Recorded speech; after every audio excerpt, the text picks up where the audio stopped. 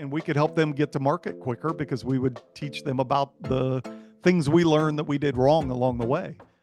Today, we sit down with Chad Ackerman, a business leader whose journey truly embodies transformation. Chad started his career as a financial advisor and HR professional before diving into entrepreneurship, co-founding Left Field Investors. Under his guidance, the company grew quickly from a local mastermind to a thriving national community of passive real estate investors, ultimately leading to its acquisition by BiggerPockets and the launch of the Passive Pockets platform. In this episode, Chad shares candid stories about battling burnout, the pivotal moment that led him to seek business coaching, and the game-changing insights that followed.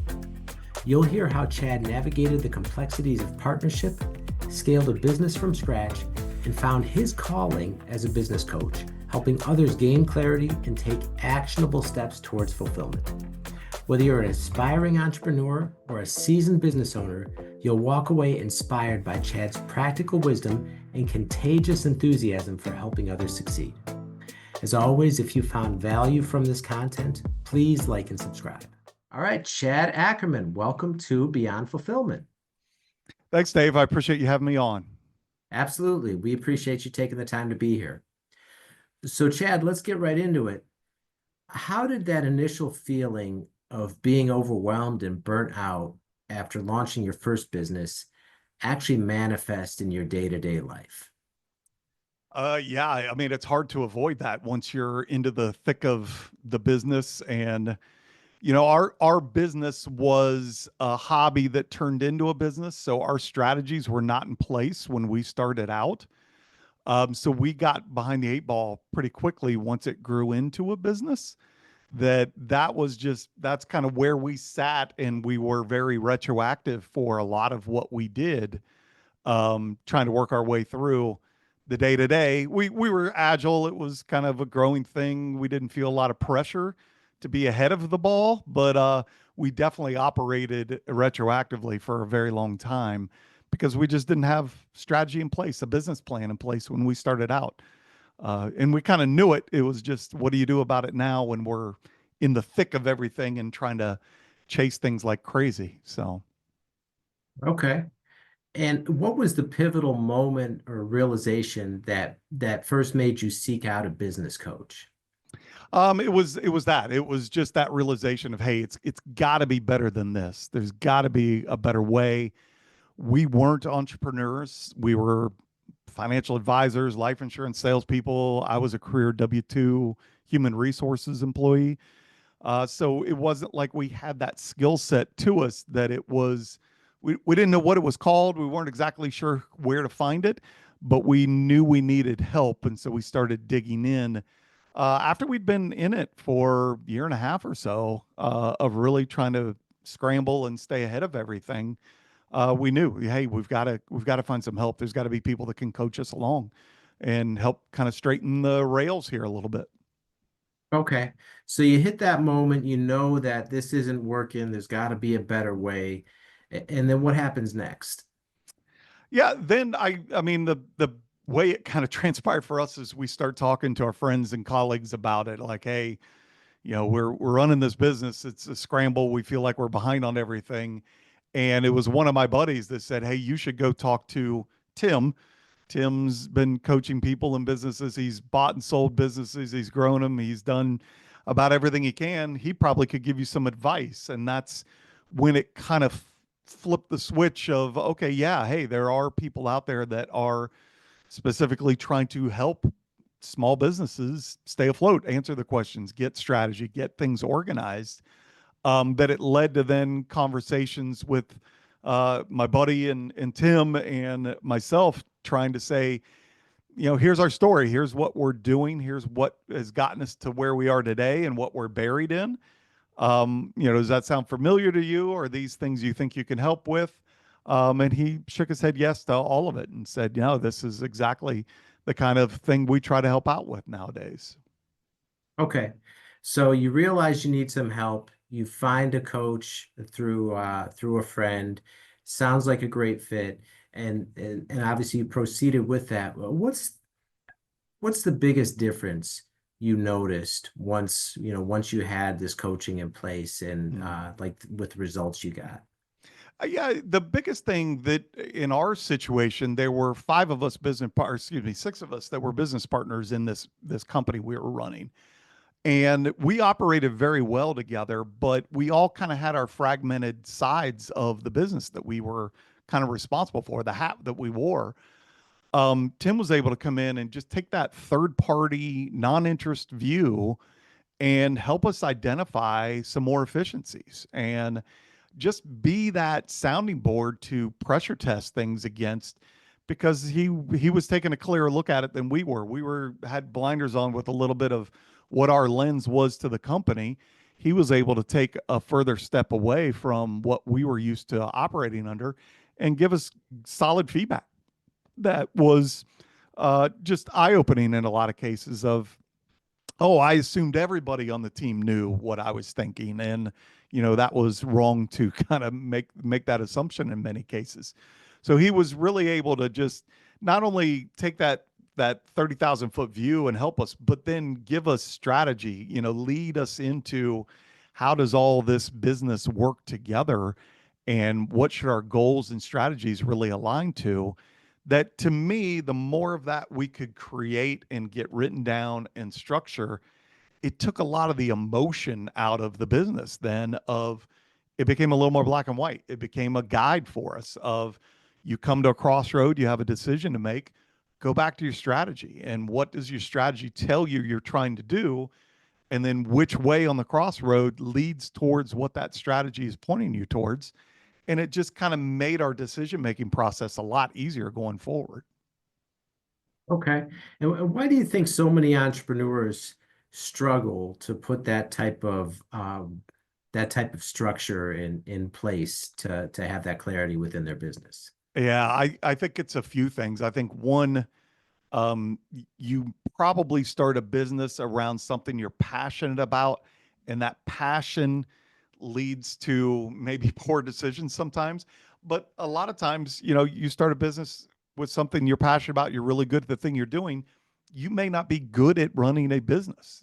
Running a business could be very different than, say, you're an artist and you're really good at art. Well, you may not be great at running a business. So there may just be those deficiencies in the education that lead to some of the problem of how your business functions versus how you are selling yourself and working in your business. It's all working on versus working in your business kind of structure. But I think there could be many reasons why entrepreneurs struggle, but I think those are a couple things that hit top of mind to me anyway. Okay.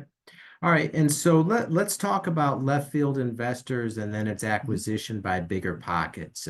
Yeah. Can you tell that story? Sure. Yeah. So Left Field Investors was the company that we started up in 2020.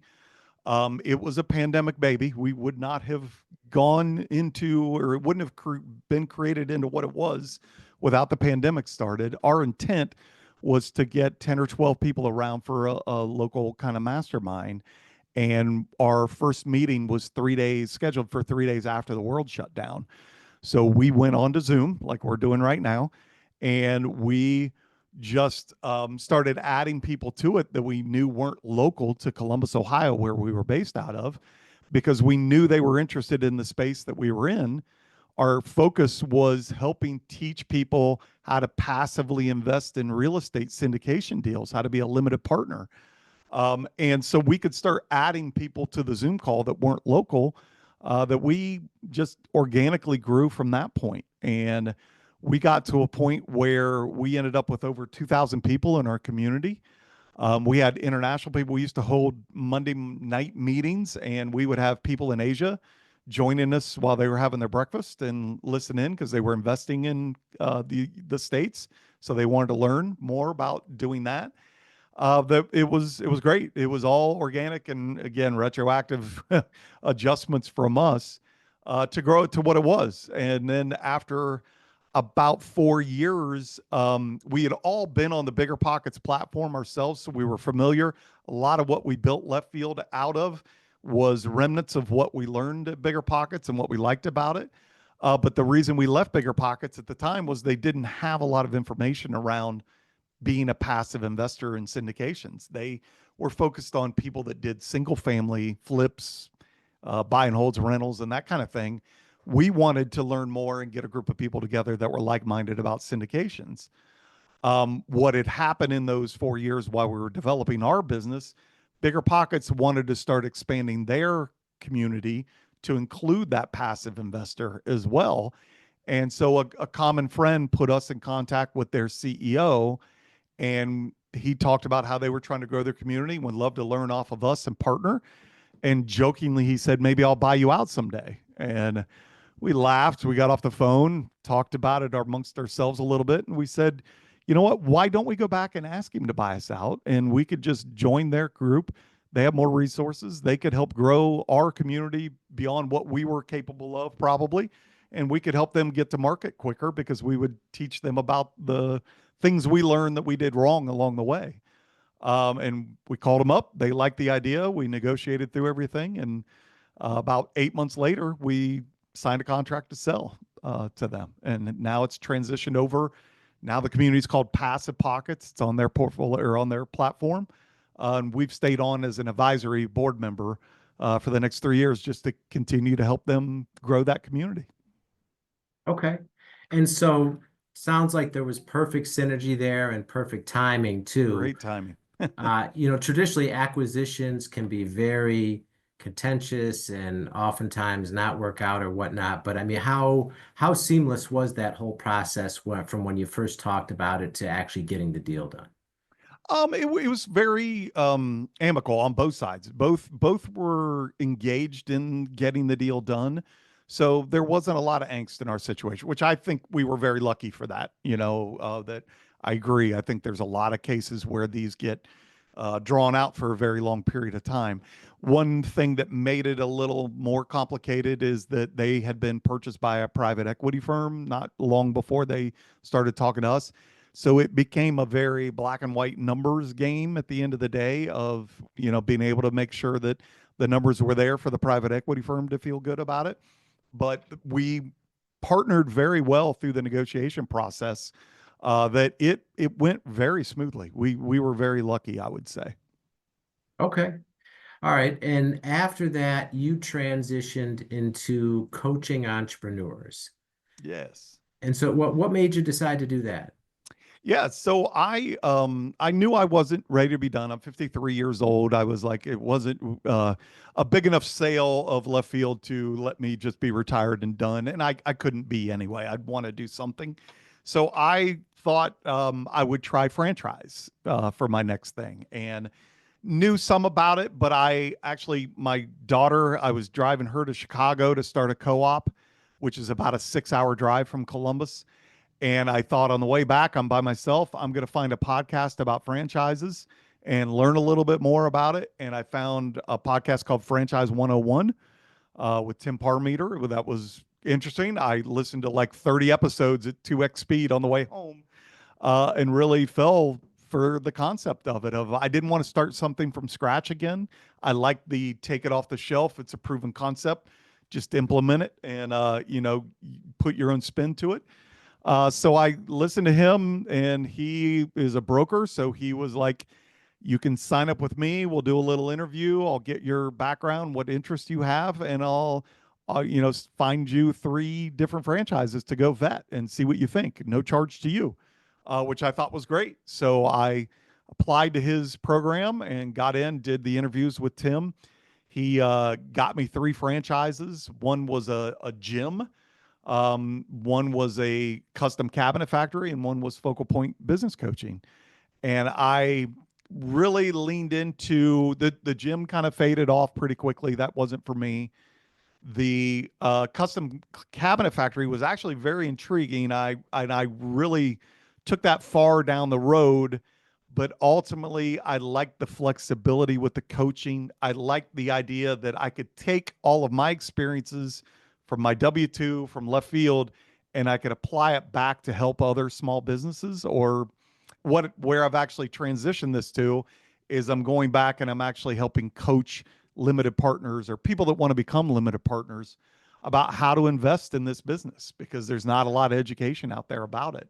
So it was allowing me to stay in the industry, use my experience, and help the community that I've been working with before continue to do that by putting myself back into that space. So it just kind of lined up again. All these things have just kind of fell into place, luckily at the right time with the right amount of energy with me that's kind of worked out so far. Okay. All right. And so you've like you said, you were looking for something to do. You wanted a ready-made system so you didn't have to do it over from scratch. You got with the franchise company. You looked at several. It seems like coaching was the perfect fit given your experience, what you wanted to do. And so when you launched the coaching franchise, what was that like? Yeah, it was interesting. They had a great program for training. It was great, and then they turn you loose and like, okay, go forth and conquer kind of thing. So it was where I struggled from the beginning was really aligning to what my target client was going to look like. I didn't have a strong feel for what that was. Honestly, it took probably about 4 months. I'm in the fifth month now of having this franchise. It probably took 4 months to really land on where my strategy was of who I wanted to um, advertise towards, who I wanted to try to meet, who I wanted to try to help. And it took a while for that to solidify because I was focused. There's so many options for coaching businesses. There's so many businesses out there. And at first you feel like you want to help everybody and you can't help everybody. So it took a while to get laser focused to where now, like I said, I'm going back. My goal is to identify people that have an interest in this syndication space and wanting to invest in it to help coach them on building their their kind of confidence in the process to get to a point where they take action. And especially in these uncertain times, this is the economy's been really interesting for any kind of investing over the last couple of years. Syndication space is no different for that. So it really kind of flipped the switch again, finally around, hey, you would get a lot of pleasure out of helping people that are interested in this space gain some knowledge, gain some confidence to be able to take action because taking action in that space is so relevant, so important. You learn so much more. By all means, you got to do your due diligence. You got to understand the space. You got to study it. But at some point, you got to take action, and you'll learn so much from doing that. And I want to help people kind of get over that hump and help them get to that point is what my goal is. Okay, and that's a very interesting point too, because I was just having this conversation yesterday Mm, with a guest where, so many of the successful entrepreneurs we see out here have this bias for action, and they act regardless if they're ready, if they have all the information, whatever it may be. And then we see so many others that have goals, dreams, these big aspirations, but the biggest thing that holds them back is just the ability to take action. yeah. So, from someone that's actually coaching entrepreneurs, why do you think so many people struggle with that ability to just act? Yeah, I think first and foremost, it's risk tolerance and how much they cope with the idea of pulling the trigger on anything.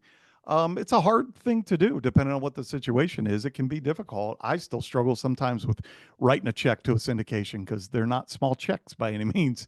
I think it's that initial fear of getting over it and just that feeling of you never are totally comfortable that you're educated enough on it. And there's an 80-20 rule in about any situation you look at. I don't know if people are always comfortable with 80-20 or if they want 90-10 or 99-1, but there is a threshold that they have to get to be comfortable. I like to use the analogy of when I was young, married, getting ready to have kids, we never felt like we were financially ready to have kids. We ended up moving forward, had our first child, and you know what? We adapted to it. We still found a way. We found how to process through and afford that child. So much that we had a second child, and we afforded that too. So a lot of that confidence comes from trust in the system. That yes, there's a fear around it, but there are many other people that get involved with it, in our particular case with investing in real estate, we recommend all the time, get involved with a community. Go find like-minded people so that you can compare notes. You can talk about their strategies and how that aligns to yours. Yours is going to be unique, but you're going to hear things in other people's strategies that are going to help build your confidence, and listen to their journey. A lot of people that are in this space, they came from a W-2 job like I did. They had two kids. They were in their late 40s and were frustrated with their job and wanted another income stream.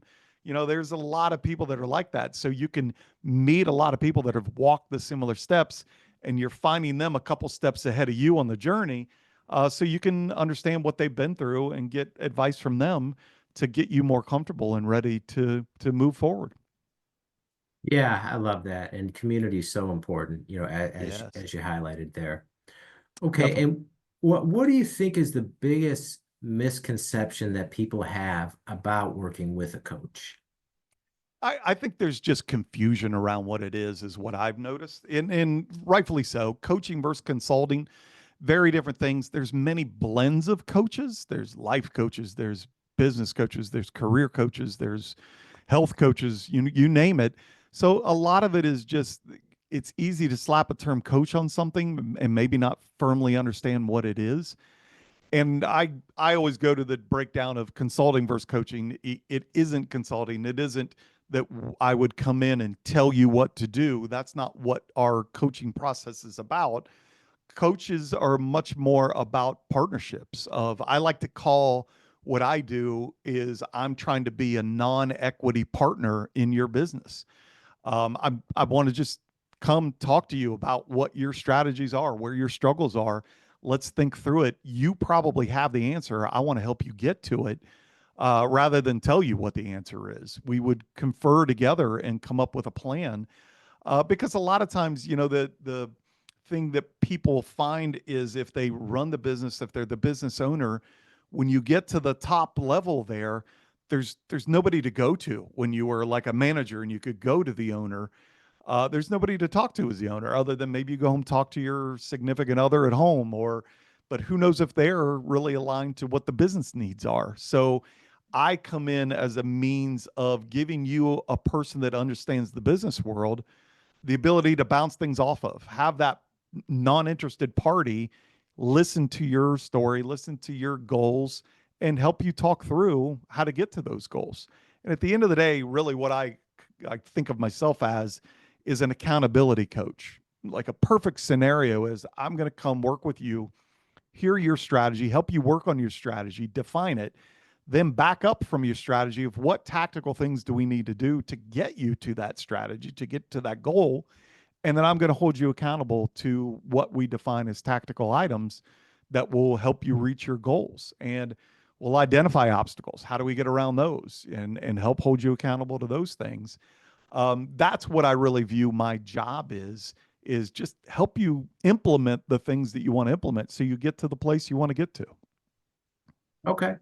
All right. And Chad, if people want to find out more about your coaching program and how they could potentially work with you, what's the best way that people can reach out to you?